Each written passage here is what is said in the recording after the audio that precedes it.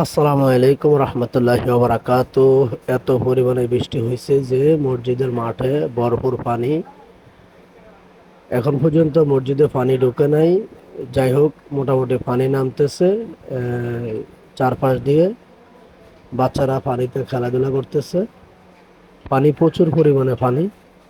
বৃষ্টি হওয়ার কারণে পানিগুলা আটকা পড়েছে।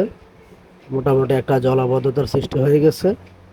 এটা হলো আমাদের ঐতিহাসিক হাজীগঞ্জ ঐতিহাসিক বড় মসজিদ। এটা হলো বড় মসজিদ মাঠ। আমি ভিডিওটা ধারণ করছিলাম জোহর নামাজের আগ মুহূর্তে। এটা হলো আমাদের প্রাণের মসজিদ, সকলের মসজিদ, আল্লাহর ঘর বড় মসজিদ।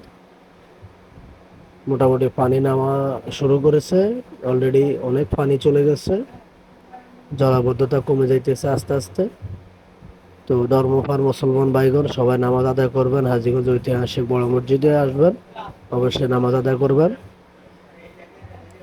সকলের কাছে দোয়া প্রার্থী, সবাই সবার জন্য দোয়া করবেন, সবাই যেন ভালো থাকে, সুস্থ থাকে।